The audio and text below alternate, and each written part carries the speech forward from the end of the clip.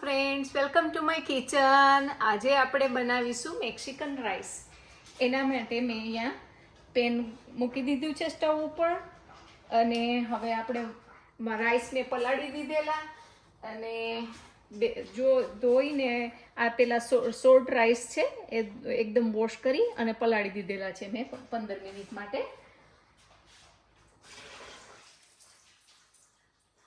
એટલે હવે આપણે વઘાર કરશું.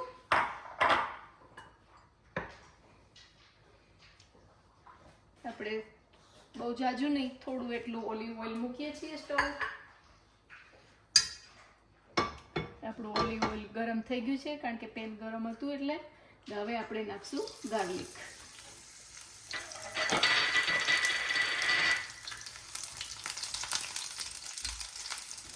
ગાર્લિક નાખ્યા પછી આપણે થોડી ગ્રીન ઓનિયન નાખી દઈશું. જે ગ્રીન ઓનિયન જે પાછળનો ભાગ હોય છે ને એ. અને હવે આપણે થોડી રેડ ઓનિયન પણ નાખી દઈશું.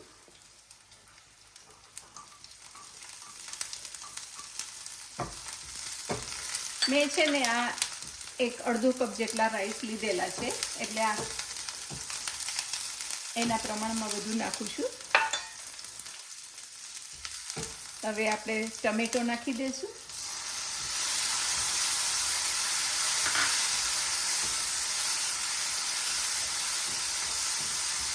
અને હવે આપણે રાઈસ નાખી દઈશું.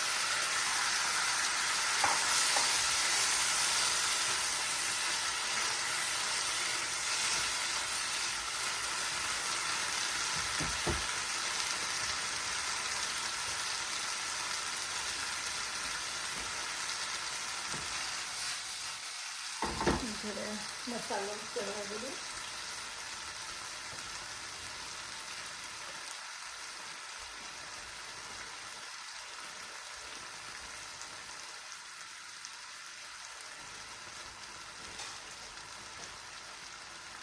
હવે એમાં આપણે પહેલાં આપણે થોડું જે ટાકો સોસ જે આપણો હોમમેડ છે એ બે ચમચી જેટલો નાખી દઈશું. અને હવે આપણે જે હોમમેડ ટાકો સિઝનિંગ છે એ પણ 1 ચમચી જેટલું નાખી દઈશું.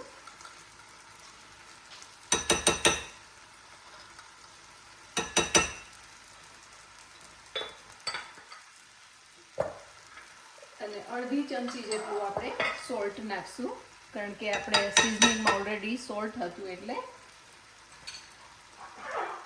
અને હવે આપણે એને મિક્સ કરી દઈએ. અને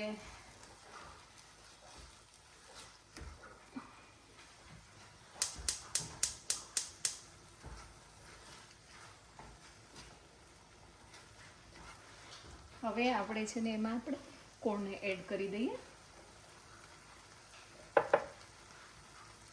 કોર્ન પછી આપણે બ્લેક બીન્સ અને મારી પાસે રેડ હાલોપીનો છે તો એનો કલર સરસ લાગશે એટલે રેડ હાલોપીનો.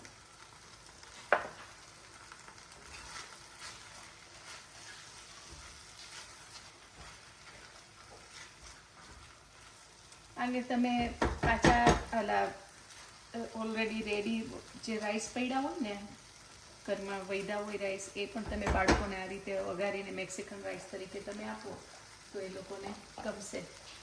હવે આપણે આમાં પાણી મેં છે ને ઓલરેડી વોર્મ કરી લીધું છે કારણ કે ઠંડુ પાણી નાખીએ તો કુકિંગ પ્રોસેસ સ્લો પડી જાય એટલે આપણું આ વોર્મ વોટર છે એ આપણે 1 કપ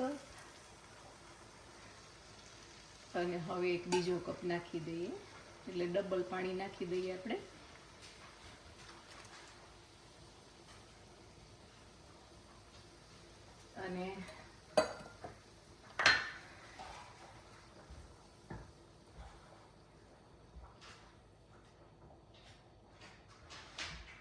અને હવે આપણે એને ઢાંકી દઈએ. 10 મિનિટ સુધી આપણે એને ચડવા દઈશું. એક વખત જરા બોઇલ થાય ને એટલે આપણે ઢાંકી દઈએ. અને પછી હીટ કરી દેવાની છે મીડિયમ, એટલે એકદમ આપણા છૂટા સરસ થશે. ઓકે, હવે આપણે ઢાંકી દઈએ અને મીડિયમ હીટ કરી દઈએ, એટલે રાઈસ સરસ ચડી જાય અને દાજે પણ નહીં અને એકદમ છૂટા થાય, લચકો જેવા ન થાય. અને see you in 10 minutes. So now it's been 10 minutes and we'll check on our rice. જોઈએ આપણા રાઈસ તૈયાર થઈ ગયા છે, કેવા થયા છે. જોઈ શકો છો તમે કેટલા મસ્ત છૂટા રાઈસ તૈયાર થઈ ગયા છે આપણા.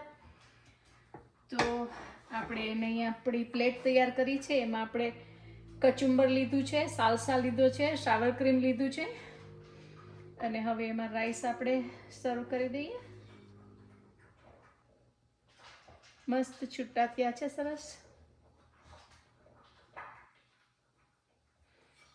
અને હોમમેડ જે રેસિપી મેં મૂકેલી છે સોસની અને સિઝનિંગની, એ બહુ સરસ લાગે છે, તો એ તમે ટ્રાય કરજો. અને હવે આપણે આ સિલાન્ટ્રો યાની કે કોરિએન્ડર લીવ્સ અને થોડી ગ્રીન ઓનિયનથી કરી દઈએ. અને હવે આપણે એને સર્વ કરવા માટે સાઈડમાં મૂકી દઈએ. તમે જોઈ શકો છો કેટલા સરસ લાગે છે, મસ્ત લાગે છે ને. હેલો ફ્રેન્ડ્સ, તો આજે આપણે બનાવી રહ્યા છીએ ટાકો. ટાકો બનાવવા માટે આપણે થોડું જરાક જેટલું ઓલિવ ઓઇલ મૂકવાનું છે.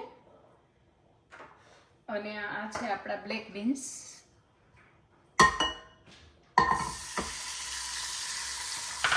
અને બે બ્લેક બીન્સને આપણે આ રીતે મેશ કરી દેવાના છે, એટલે ટાકોમાં મૂકવાના આવે આપણે.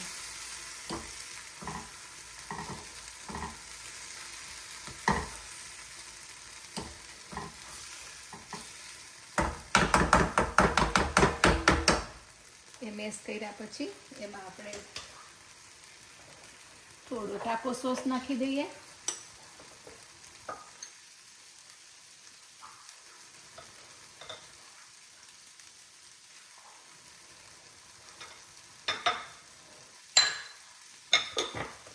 અને થોડું ટાકો સિઝનિંગ નાખી દઈએ આપણે. અને સોલ્ટ નથી નાખવાનું, કારણ કે સિઝનિંગમાં આપણે સોલ્ટ છે અને આ જાજુ છે નહીં, એટલે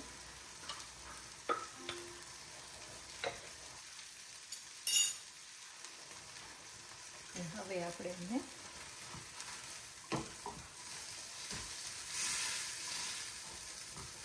એકદમ સ્મેશ થઈ ગયેલા બીન્સ હોય તો સરસ લાગે ટાકોમાં.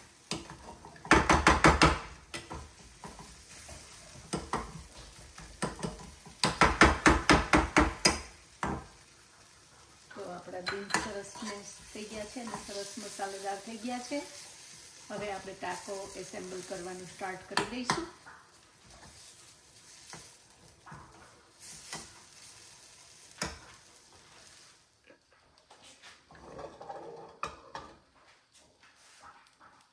તો ફ્રેન્ડ્સ, આપણો ટાકોનો મસાલો બીન્સનો તૈયાર થઈ ગયો છે અને હવે આપણે એને એસેમ્બલ કરીએ છીએ.